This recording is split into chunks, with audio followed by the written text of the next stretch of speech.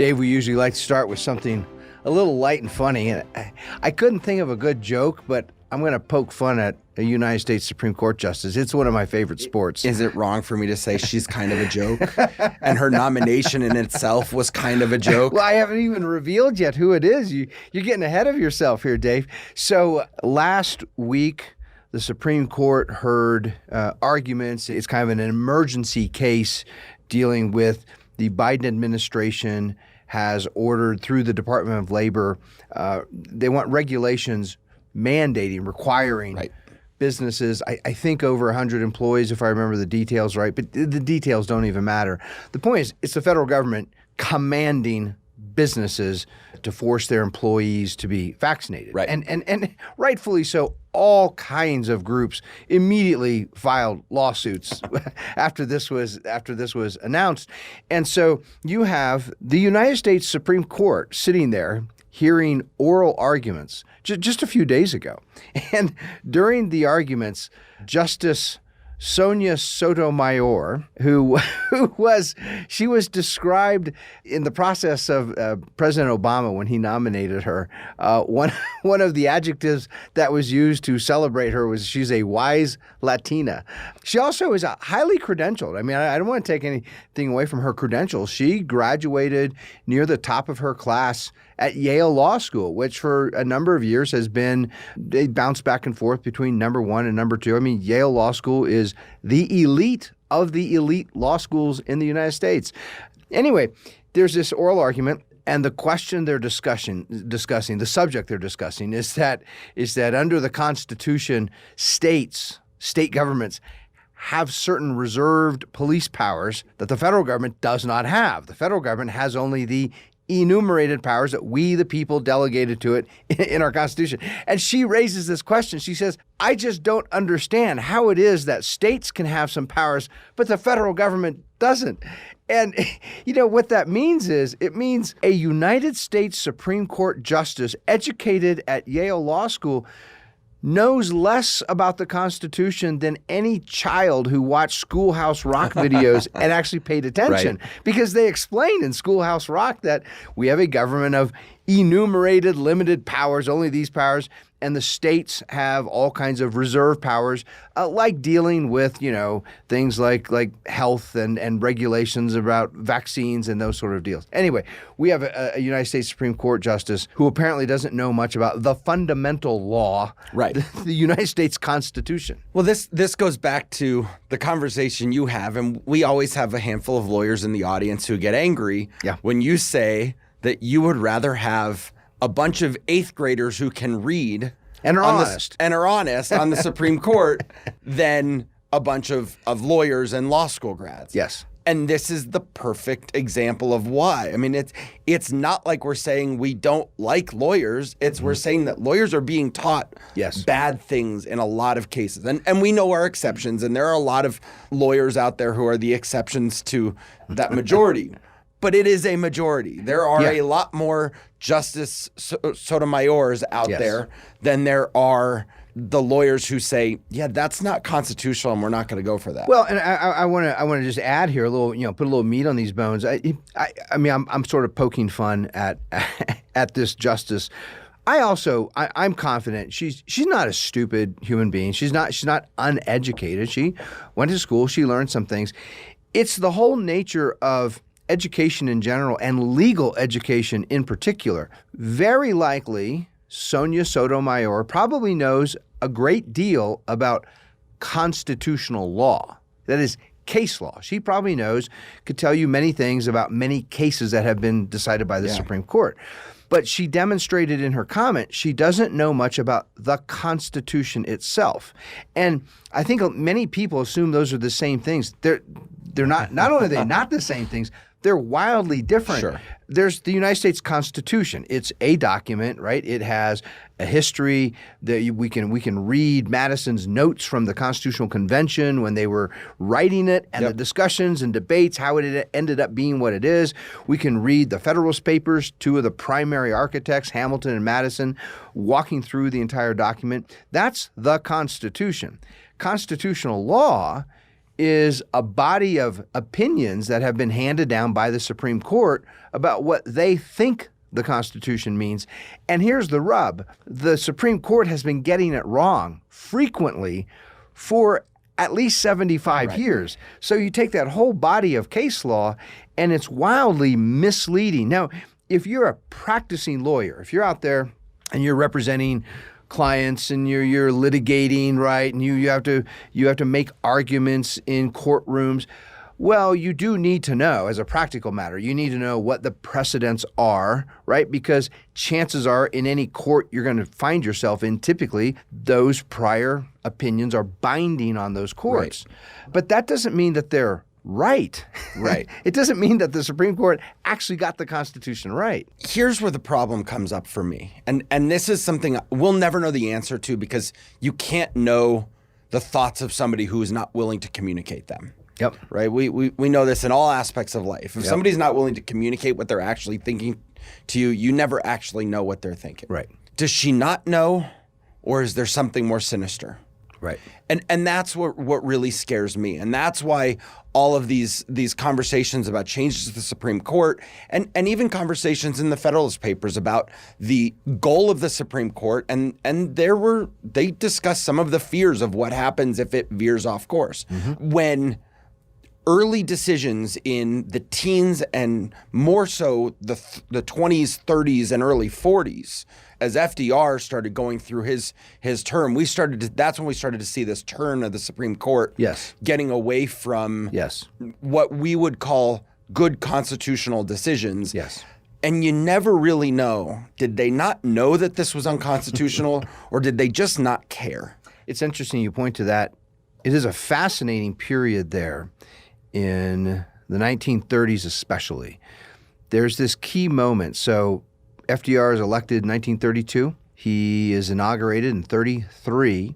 And starting in 33 and for the next 3 years, he and the New Dealing Democrats in Congress, they passed some major, sweeping, huge emergency relief type of measures. Right. And the Supreme Court at that time is striking them down, saying you don't have the constitutional power to go in and, for example, to command businesses and tell them what they must charge or what they may not charge, or to go in and tell, factory owners how much of various products you must produce or may not produce. This is not some Soviet-style central planning paradise, was really what the Supreme Court was saying. And the Congress and the president and all these you don't have that constitutional power. Striking these things down as unconstitutional, rightfully so. Right. And there's a very clear moment in 1937 when the Supreme Court, FDR is threatening to pack the court. Right. There are 9 justices. Some of the conservatives on there, the constitutionalists, are getting quite old by that time. And Roosevelt's looking around thinking, man, we control the executive branch. We New Dealing Democrats, we control the Congress. The size of the court is determined by Congress. That's not in the Constitution. It doesn't say how many justices have to be on the court. And so he gets this idea. Why don't we just add 10, 15, 20 new seats? And of course, I'll appoint New Dealing Democrats, and then those 5 crusty old conservative constitutionalists can write their little dissent. There'll be a small minority, and the court flips instantly in the midst of all that pressure, and it starts to rubber stamp all these New Deal, big government, central planning programs.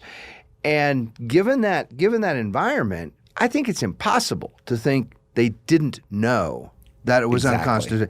They were right there. They were on a court that was fighting about this, right? They knew the constitutional arguments, and they decided to stretch the meaning of the Constitution. And their ability to do that set 2 bad precedents. One, it set the precedent that you can do that if you're a Supreme Court justice and you're worried about your reputation, you're worried about the way that your friends in Martha's Vineyard or Newport, Rhode Island, or wherever you're vacationing during the summers when the Supreme Court's not in session, wherever you're vacationing, that they're going to judge you. They're going to do to you what they did to Alan Dershowitz, who still isn't a good, solid constitutionalist. Now he does believe in sort of the classical liberal philosophy generally. Yeah. But this is the same guy who said, I would still vote for Hillary Clinton again if she ran for office, right? So we have some separation.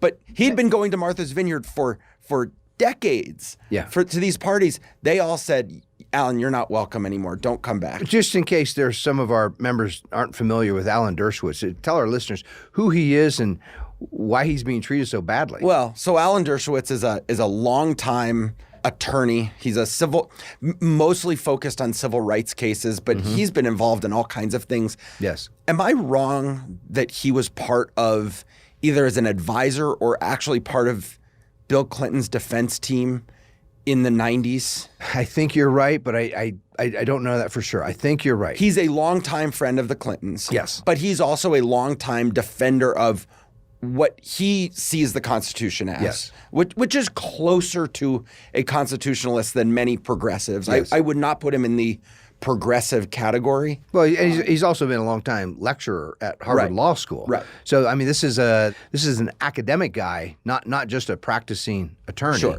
At the highest level. And he's also, we've talked about this on some old podcasts, he's also Jewish.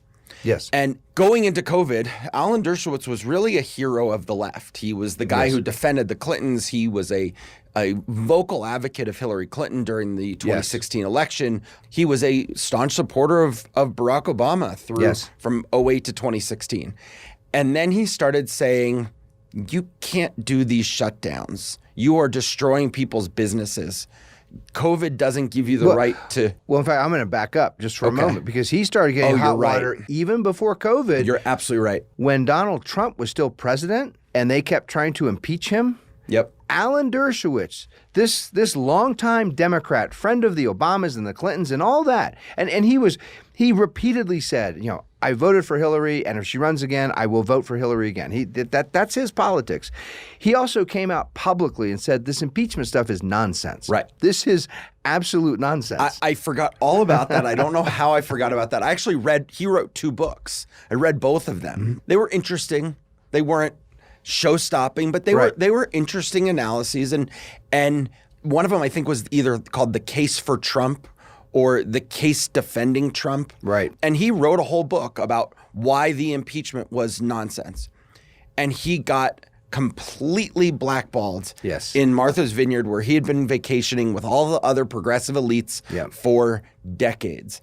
And they wouldn't let him back in any of the parties. He couldn't go to the cocktail receptions. And the ones that he did, he told these stories. He got pushed to the back corner. It was like they gave him a dunce hat and said, you go sit in the corner and think about what you did. Yeah. You think about that. And what's even more interesting is he was a regular contributor on CNN and MSNBC for years. Yes. And they said, you're never coming back. And all of a sudden, he starts showing up on Fox on almost a daily basis. And he's presenting. And it was one of those things. Anyway, so that's the Alan Dershowitz story. Yeah. He's defended liberty and his new crusade, which is actually kind of interesting because of one of your very first books. Mm. His new crusade is the downfall of the ACLU. Oh, yeah. He has been one of the most vocal critics of the new ACLU, or I guess it's not so new. If you really go back to your book, I mean, you wrote that late 90s, early 2000s. Yeah, my first book was on the ACLU, and really what I focused on was the ACLU's attacks on religion, expressions of religion, which is going to be connected to some of the themes we're going to talk about here in later in our podcast. So the ACLU is founded by a full-blown communist, right. Roger Nash Baldwin. I mean, he was enamored with this. This is a man in the 1920s. The ACLU was founded officially in 1920, but there was work for years, and we have lots of documents in the 1917, 18, 19, when they were organizing the ACLU, putting the first board together.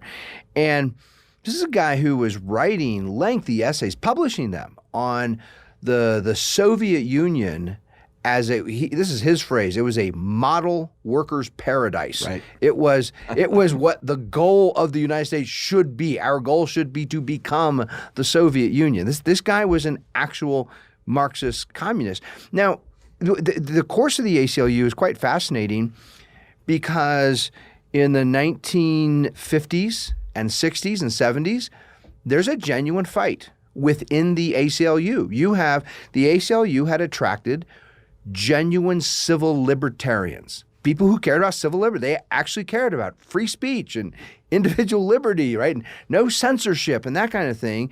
And then you had the communist plank of the ACLU, which wanted to push socialism and communism primarily by helping the more socialist part of the Democratic Party.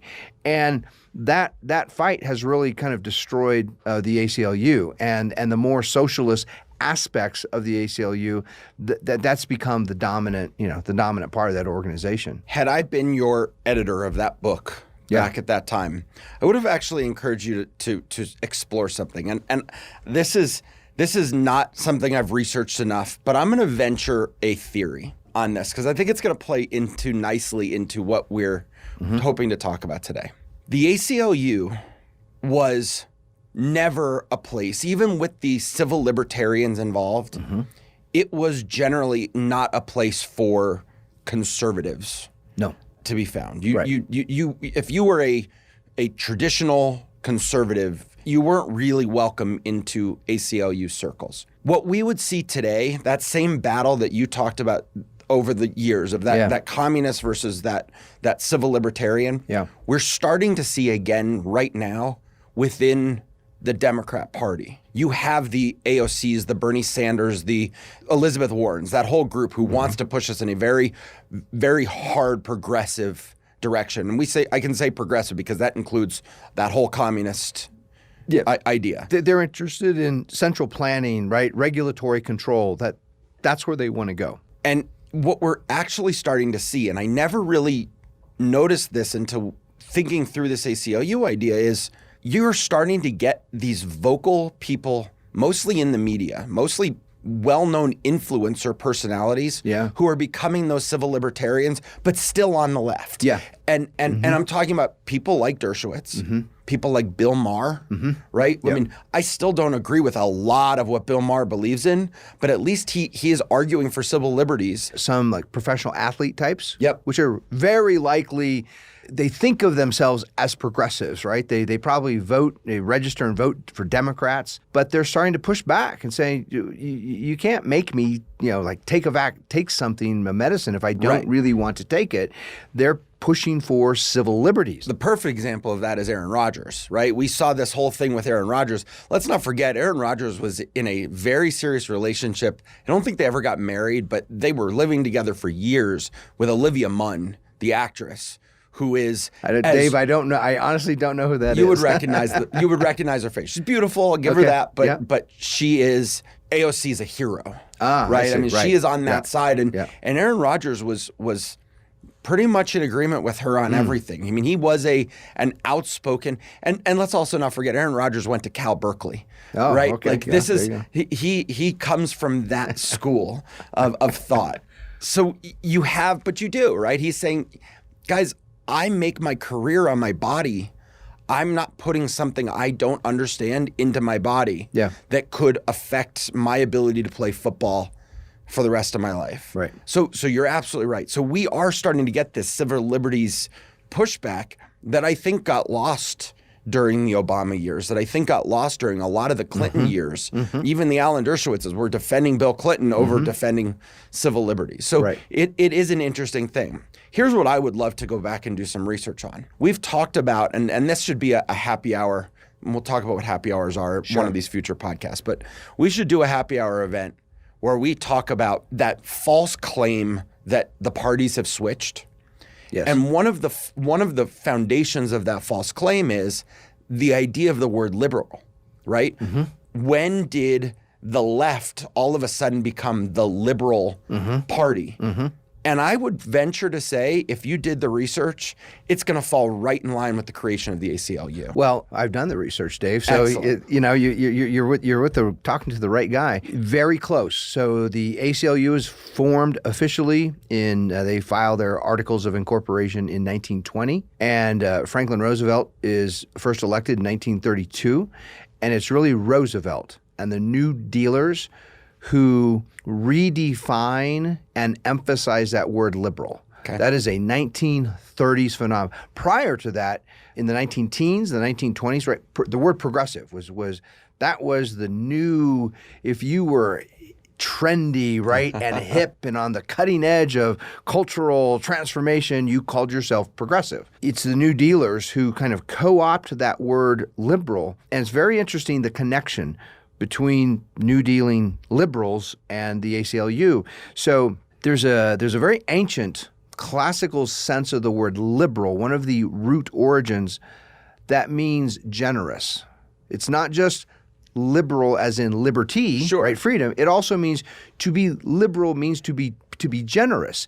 And this is the kind of liberal FDR says we're caring, generous, liberal people. That's why we are enacting all these welfare programs and subsidy programs, right? And transfer programs because we're generous. We're liberal in that sense. We still use that use of the word liberal in certain circumstances, right? You go to a restaurant and they say our portions are liberal. We're liberal with our portions. We give a lot. We so that or that's you say still, don't be so liberal with the salt you're putting on, right? In other words, don't be so generous. Don't sprinkle so much on there because I've got high blood pressure.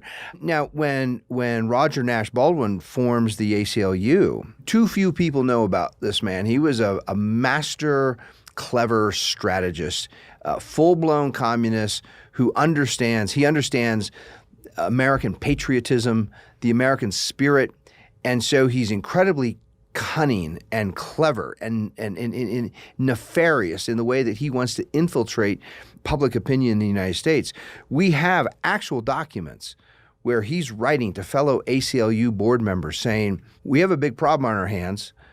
People are starting to talk about the ACLU as communists and socialists, and we're never going to be influential if people think we're communists. And so from here on out, he gives specific instructions. He says at every ACLU rally, I want to see seas of flags, U.S. flags. We want to appear. We put up posters of George Washington and the founding fathers and Abraham Lincoln and so red, white, and blue all over everything. Make us look as patriotic as possible. And the other move that they take, the ACLU, they decide to focus on the Bill of Rights because they say conservative, patriotic Americans love their Constitution, which includes the Bill of Rights. And what we can do with the Bill of Rights is we can use it to expand government power. Yeah. One little example, I have a whole chapter on this. The First Amendment prohibits Congress from passing any laws respecting an establishment of religion. So what the ACLU starts doing is filing lawsuits in all kinds of scenarios, accusing people of engaged in establishments of religion. So, a little high school kid goes out onto the football field right before a game and offers a 30-second prayer, dear God, make sure everyone's safe tonight and get right. Yep. Thank you very much. And then there's a football game. Yep. The ACLU comes in and files a lawsuit and says that's an establishment of religion that's violating the First Amendment. Yep. And so they actually turn the Bill of Rights onto its head. They use it as a lever to expand government control, government power, to restrict the liberties of America. This thing called the American Civil Liberties Union really is about restricting our liberties, not expanding it. You say he was a smart, cunning man. Yeah. In all likelihood, he was a good student of the Federalist Papers and a great student of the debates between Hamilton and Madison and Jefferson about whether or not we should have a Bill of Rights. Yes. And he probably looked back on that and said, these guys just showed me the way. Yeah. They were saying that the Bill of Rights is a problem, right, and we shouldn't have it because it shows that rights come from government. I'm going to go fast forward a century and a half later, and there's Roger Nash Baldwin reading that, and a light bulb goes off his head and says, hey, Hamilton and Madison warned Americans, don't adopt a Bill of Rights. They stupidly did. These Americans stupidly demanded a Bill of Rights. Now they have it. Let's use it in the way that they actually warned us against. So that brings us really into the bulk of this conversation, which is, where do rights come from? We've talked in quite a bit about where does morality come from and where should our laws come from, right? And he's sitting there, and Roger Nash Baldwin's goal, if you're a good communist, like he was, if you're a good communist, the foundation of everything that everybody has to believe is that the government is the source of rights and good. And the laws just follow whatever the government says is right and good, the laws will follow that. But if the government is the source, then the government can do whatever they want. And before we get into the American side of this and the American tradition of this, what we're seeing right now in the world is we're seeing all over the world. We're seeing governments that were not established on a declaration and a constitution, that don't have enumerated powers by the consent of the governed, given to the government, or restricting the government, binding down the government by the chains of the Constitution. Without that, we see governments doing all kinds of things that are just so abusive. If anybody's a tennis fan, what's happening to Novak Djokovic in Australia right now, what we've seen from Australia throughout this whole pandemic, most people thought Australia was sort of close to the United States. They thought when they got out from under, no longer a British colony, they got out from British control. They started to model themselves after the West. And I always saw it as a very free place to live. I have a lot of friends there. I've always thought, what a great place to go spend some time. And I'm looking at this government that was never restricted, and they're saying, yeah, we're taking control. No more of this freedom. Yep. It's absolutely true. Well, I mean, regarding the tennis player, right? I think he's been arrested. He's been arrested now multiple times because, and let's be clear, he's not being arrested because he's violent. Has he stolen anything or raped, murdered, committed assault, anything like that? No, he did not get vaccinated, and that's why they keep arresting this guy. And I think as of right now, it's still unclear whether he's actually going to get to play or not. It changes every day because there is no set of laws that have been established that are not arbitrary. So there's a term that's very relevant here. It's developed in the long tradition of English legal and political philosophy over centuries. And the term is arbitrary. It's very interesting when you go back and look at English political philosophy from 300-400 years ago. That word arbitrary is used as a kind of synonym for tyranny. An arbitrary government is a tyrannical government. A government that exercises arbitrary power is tyrannical, because when you think about government power, which is it's the monopoly on legalized force. It means you can create rules and enforce them with everything up to and including deadly force. You can put people in cages.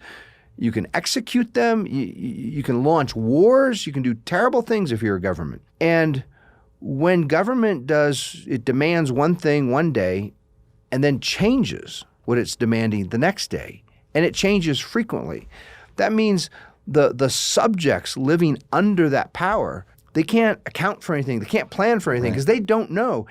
In the Federalist Papers, Hamilton makes the argument, and he's right about this, even a bad law, an unjust law that is stable, it's constant, he says that's preferable to arbitrary laws or arbitrary exercises of power, because a bad law, as long as it's stable, number one, you know what the law is. You can plan for it, work around it. You can also work on changing it, repealing it, modifying it, whatever needs to be done. But when a government is exercising arbitrary power, there's no way to plan for it. There's no way to work around it. How do you repeal something when the government exercising the power is changing all the time? And the classical solution. So if arbitrary government power is a problem, a big problem, the solution was always held up as the rule of law. The rule of law is supposed to solve the problem of arbitrary, tyrannical government power, which raises the whole question then, what is law, or what should law actually be? Well, and the other problem with arbitrary law is it also becomes arbitrary in terms of its enforcement. And that's when you start getting things like different tribes, different groups of people being treated differently, being protected differently. Everybody should enjoy the same protection under the law as everybody else. But what if Congress walked in tomorrow and said, well, we have arbitrary control over the law. This group of people over here, we don't like you. Yep. We're going to start applying different set of rules to you. We're going to start enforcing a different set of laws, which actually is already happening. What we're seeing through executive orders, what we're seeing through regulations, through bureaucracies. Well, let me give a couple concrete examples here. This is how the law has been so degraded in the United States. I mean, we do still have these things that get passed, and we call them laws, but they really don't have the character of law. So one common feature in modern American federal law, Congress will pass a law, a president will sign it, it will create a regulatory agency. And then Congress grants to that agency arbitrary, discretionary power to enforce its own regulations. So maybe, I don't know, here's a very realistic situation. Congress passes an Americans with Disabilities Act. And it says that if you own a business, your doorways and entrances and bathrooms and all these things, right, you have to be able to accommodate Americans with disabilities. Right. And that's enforced by the EEOC, the Equal Employment Opportunity Commission. Right. And you, Dave, you own a restaurant, you own a gas station, you own a clothing store, and you want to be in compliance. You say, okay, I heard this law got passed. Are my doors wide enough? Is my sidewalk leaded? Is that okay? Is my bathroom okay? Yep. And the answer is you cannot know, because there is nothing in the law that says what your door should be. You can't know until someone sues you. Right. And then a bureaucrat from the EEOC comes out and scratches his chin and looks at your particular doors and your particular entrances and driveways and everything else, and he'll tell you what you have to do to make your particular business in compliance. And you know what that means for the business next door to you? Nothing. He might have totally different requirements for the business next door to you. So you can't even look around at what other people are doing and knowing that that will put you in compliance. That's arbitrary power. The other great example that we see all over right now, and you just mentioned it, it's executive orders. So a legislative body, this is especially problematic at the state level. State legislatures pass laws, and the laws grant to an executive officer, typically the governor, tremendous discretionary, arbitrary power in times of, emergencies. And that is a law that's passed. It's true, it's a law, but by granting one individual this incredible power to use at his own discretion, we've really degraded the character of the law. Now, all of a sudden, the governor can really issue any kind of mandates and requirements. The same is true at the municipal level. Yep. Many city councils will pass similar kinds of ordinances, granting to a mayor all kinds of arbitrary power. Well, we're even seeing it all the way down to school boards.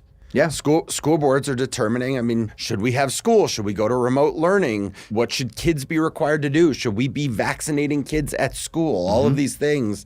They're making decisions and they're calling them under executive power. Back to your example of the EEOC. Yeah. There's one other aspect of that's hugely problematic, and that is these bureaucrats can continuously change the definition arbitrarily. Right? So they send out a list and they say, here's your list of disabilities that you should be aware of. And it's not all encompassing. Right. But here's a good list for you to make sure you're complying with. Right? They're not preventing anybody from coming in and suing you, but they're giving you some instructions so you can try to do something. Right. And then all of a sudden, next week, they could say an unvaccinated person is disabled. Yes. And you have to make certain accommodations. Well, here, in fact, I'll use the actual the Americans with Disabilities Act. I think it was 1996. I believe it was when it was passed. I was in graduate school at the time, and I painfully actually read that law. And it was one of the most miserable experiences of my life. But the actual legal phrase that is used in there is that business owners must make reasonable accommodations for disabled people. Now, you hear that and you think, okay, reasonable accommodations. Well, what does that mean? What is a reasonable accommodation? What is an unreasonable accommodation? It is nowhere defined in the law. That's entirely up to the discretion of these bureaucrats. And you're right. They might say it's reasonable for you to accommodate vaccinated or unvaccinated people or any other group of people. It's interesting that word reasonable for the left, they like to push back on the idea that there are truths in this world. Yeah. And we go back reasonable. What did Aristotle teach? To find truth is to use reason, right? Law should be reason. Mm-hmm. What was his line? Law is reason unaffected by passion. Right. So they are telling us be reasonable. Right. And they dismiss everything Aristotle taught. Yet he is the one saying you need to be able to, your goal in life should be able to have reason fully control passion. Mm-hmm. That is godlike to Aristotle. So it's interesting how, as much as they want to dismiss all of these ideas of self-evident truths and everything else, right, you can't get away from it. There are just foundations in life. And this topic, we're talking around this subject of law, why it's important. It's the solution to arbitrary government power. It should be good laws, right? Laws rightfully understood. Aristotle would make the argument that an irrational or unjust law really is not law. It's not a legitimate law. It's an injustice or an irrationality posing as a law, right, or being labeled as a law. And the laws are really important. Aristotle, who, so far as we know, he had never heard of the story of Moses. As far as we know, he never mentions it. There's no evidence of this. And yet, he makes this remark that is so Mosaic. Aristotle said that the first lawgivers, when they give good laws, reasonable laws, is a great benefactor to the political community. He's doing something really, really good, because good laws help make the political community better. It's good for human beings, because the political community, he argues, it's natural, but it still needs to be founded. We need laws. Sure. And and of course, the whole story of Moses is that he brings down good laws directly from authorized by God. And here's the thing about laws: whether we want to admit it or not, they're hugely influential over long periods of time. And we should talk more about this. Laws are not the source of what's right and wrong. Because laws can be changed. So laws don't define what's right and wrong.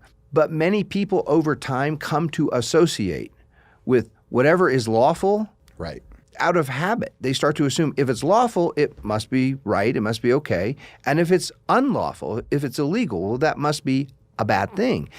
Laws do shape culture and shape habits and shape attitudes, because many ordinary people just don't step back to really think through the laws, whether the laws are just or unjust, right or wrong, what are the premise, what's the principles undermining the law. They just know this thing is illegal, this is a crime, so that must be a bad thing to do. I shouldn't do that. And this other thing is permitted by the law, allowed by the law, so that's a good thing I can do. And the great danger is what happens when you have bad laws? What happens when you have unjust laws? What happens when you have laws that either command people to do bad things or prohibit people from doing good things, right? The kind of cultural influence that has over time, over generations, can be absolutely devastating. Well, you think about that in particular, and this is where the conversation about Justice Sotomayor comes back in.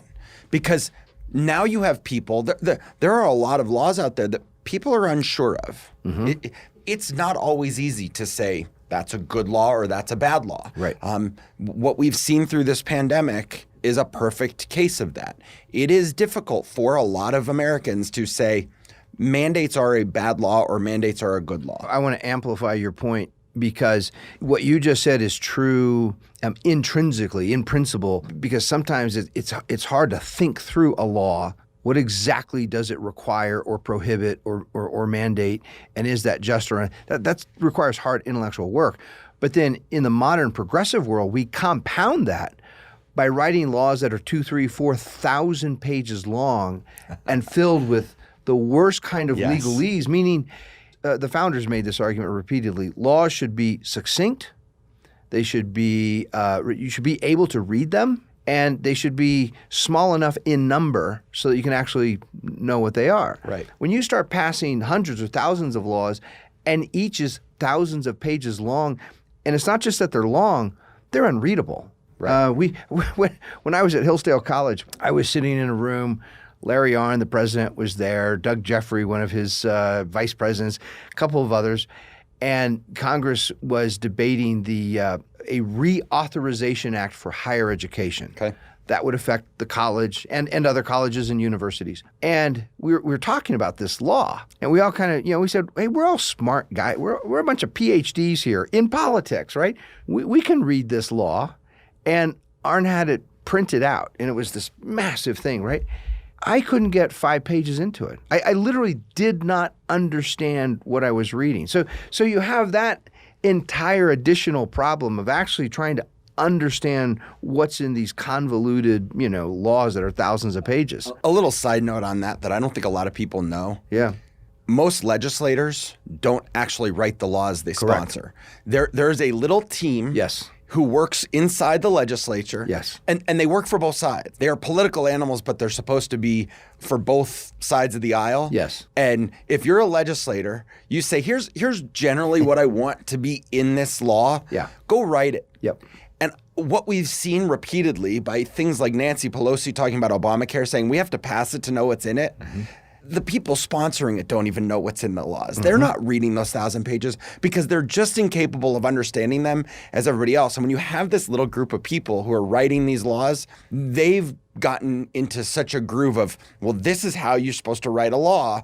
It doesn't matter if it doesn't make sense. It doesn't matter if they're a bad writer or a bad communicator. Well, of course, there's politics involved. They become their own little fiefdom, right? That's their source of power. Only we know how to write real legislation. You citizens and you can't know. You elected you can't know how to. We're the experts at actually writing law. And as people think about this, I highly encourage our members, just do a quick Google search for the Northwest Ordinance. It was one of the first laws. It's a very important law because it governed this gigantic chunk, the whole Northwest Ordinance, which was a big area of the United States that would later be Michigan and Ohio and Indiana, that whole area there. And it's a few pages long, and it's beautiful. An ordinary person with a high school education can read this law. It's pleasing to read, and you can actually understand what it's saying. And compare that with any typical kind of modern legislation written by that little team of experts you're talking about. So what happens, going back to this Sotomayor Supreme Court conversation, what happens is a lot of people, they can't read the law. They look at it, they don't understand what it means. It's written in a way that is so overwhelming, you can't even get through it. Yeah. And so what do? You just say, well, we have these justices on the Supreme Court, and this is what they do for a living. This is what I'm supposed to be able to rely on them to do. And if they tell me it's constitutional, who am I to say otherwise? Right. And that's how we start getting so far down this path. So I think we start this conversation, and I'm looking at the clock and realizing we don't have a ton more time, but we'll start it today and continue next week. Sure. We start this conversation not by these overly complex laws that have been created. We probably don't even start it with the laws like the Northwest Ordinance, where it's a very specific, you've got to judge, is this right or wrong? Mm-hmm. I think we start this with go back to Moses, go back to don't murder. Right? and if murder is the conversation, what makes murder wrong? Is it that Moses brought a tablet down from Mount Sinai that says don't murder? Or is it that there's a self-evident truth that murder was wrong? Right. And that if you give the entire religious history truth, if you associate truth, and I say it that way because I want to include every one of our members, whether you're a devout religious follower or you're an atheist, wherever you believe in that, wherever that came from, and I'm not even going to talk about what I believe, but wherever that came from, whether it was God or whether it was Moses chiseling it himself, and did he chisel it because God told him what to chisel, or did he come up with it on his own? The argument should be made that these laws weren't good because they came from God, but that God was teaching something that had already been established as a truth. Yeah.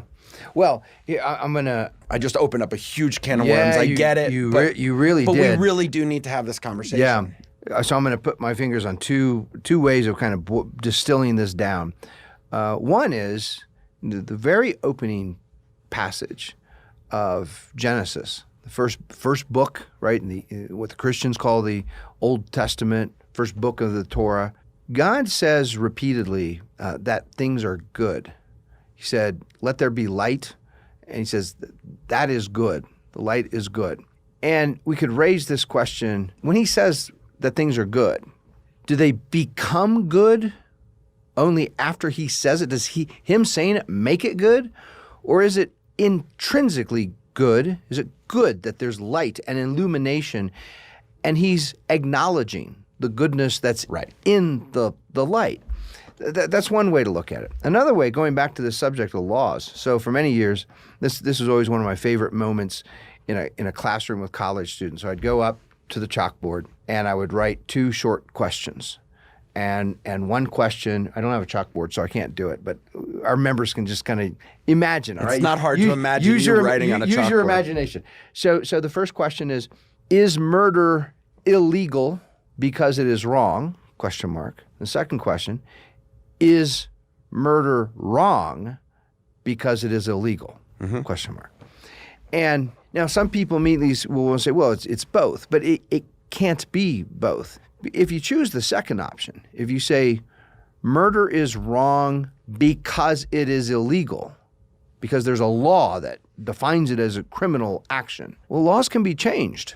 Yep. What would happen if some legislative body, this is kind of crazy to think about, but imagine a legislative body changes the criminal law and they say, plunging a knife into someone's throat until they expire, that is not a crime. Unjust, you don't even need any kind of provocation. You can just walk up and stick a knife in someone's throat until they expire, they die. And that is no crime. Yep. Is murder now right because the law has been changed? One of the great challenges, so my teacher, my mentor, Harry Jaffa, spent the last 40 years of his life debating with high-level conservative, mostly conservative jurists, including Supreme Court justices, Antonin Scalia, William Rehnquist, the former Chief Justice, a number of high-profile, Lino Graglia, who's been a longtime law prof down at the University of Texas Law School, ranking, highly esteemed legal minds within the Federalist Societies, these types of people. And his charge against them, his critique of them was they're all legal positivists. They think that whatever the law says is right, and whatever the law says is wrong, is wrong. And Jaffa would point that, now, they could say that in the United States because they're conservatives, they're constitutional. We have a pretty good, pretty reasonable constitution. But Jaffa would point to these guys and say, but imagine if you were a judge not in the United States, but you were a judge in Nazi Germany. And you have Nazi law in front of you. And the Nazi law says, we're going to authorize the building of death camps to shove innocent people in and kill them in large numbers. That could be enshrined in law. What do you do if you're a judge in that case? Do you just enforce the law? Because that's your job as a judge, to enforce the law regardless of what the law says.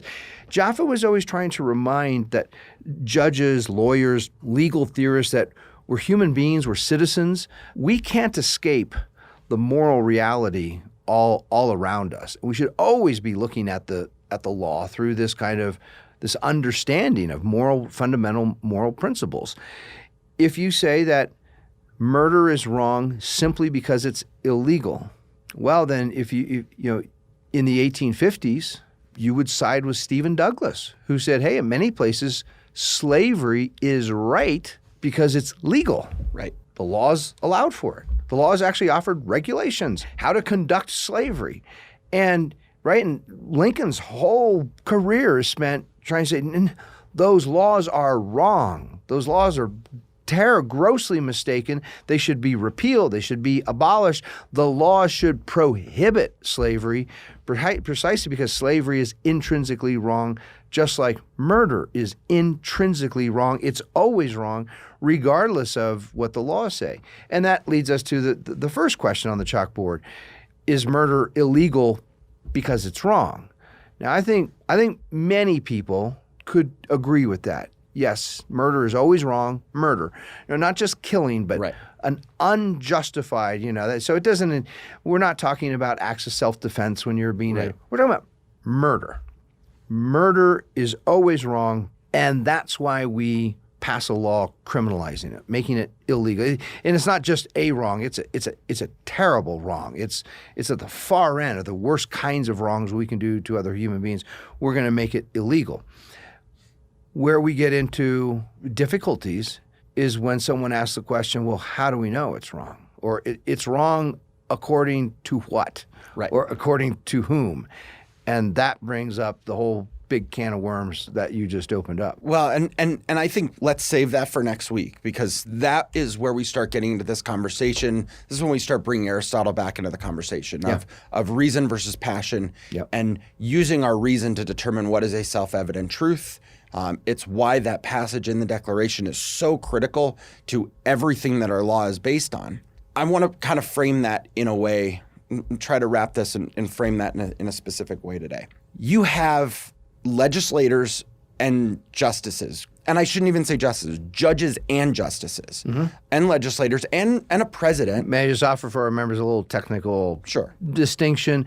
That word justice is not a constitutional term. That's simply tradition that on most courts we call the presiding a judge, and it's a term of it's in a legal code that they're justices.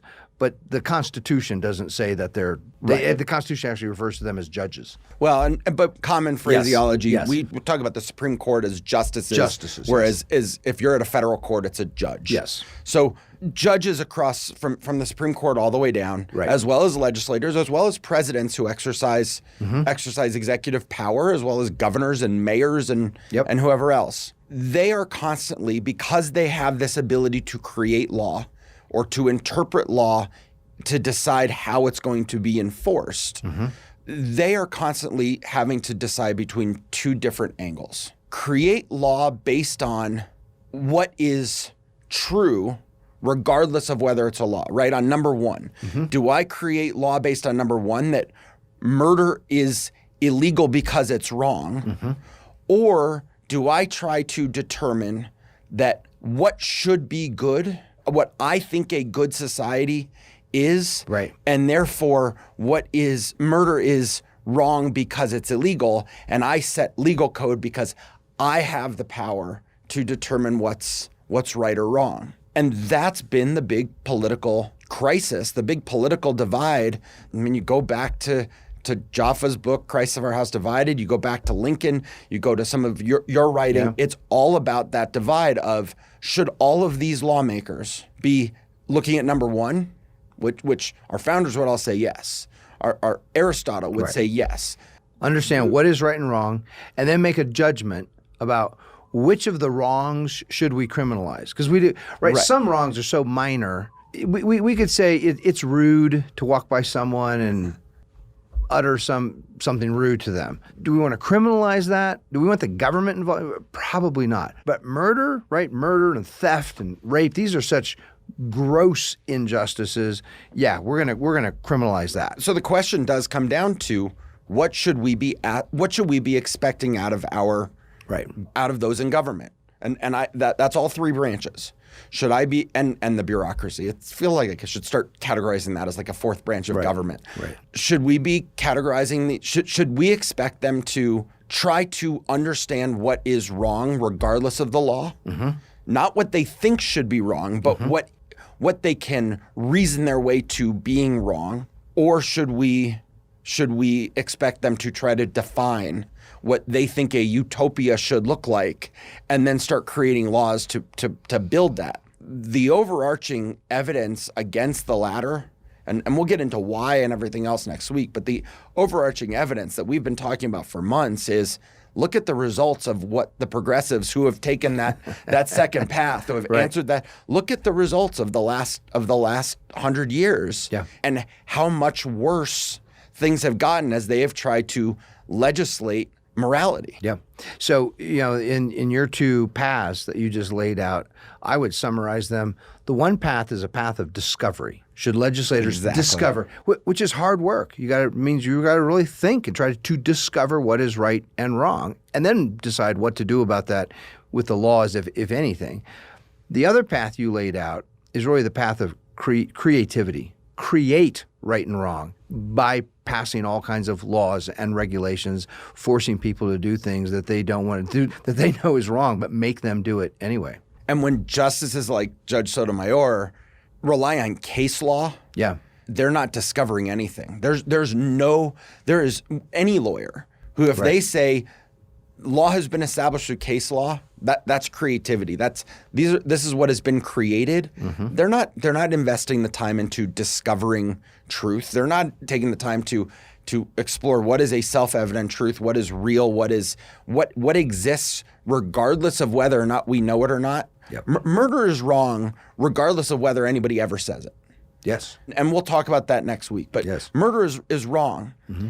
If there's no case law that says murder is wrong, is Justice Sotomayor gonna argue that murder is right? Murder, there should be no laws against murder because there's no case law that tells me otherwise. She's not taking that time to go down that path of discovery. And I want to again, as a kind of teaser for our continuing discussion next week, right? The late Chief Justice of the Supreme Court, William Rehnquist, a conservative, constitutionalist, made effectively the same argument. I mean, he said very clearly that a democratic self-government becomes good if a people adopts a set of laws creating democratic self-government. Now, he stops right there. But as Harry Jaffa pointed out, says, okay, well, what if a people doesn't adopt a set of laws creating a democratic self-government? What if they instead create a central planning tyranny that includes death camps? They adopt those laws. Does a central planning death camp, a central planning government with death camps, become good when a people adopts laws, creating that? And so throughout across the political spectrum, really, this problem of legal positivism, this idea that things become good or become bad depending on what kind of laws get passed, is deeply entrenched. Right.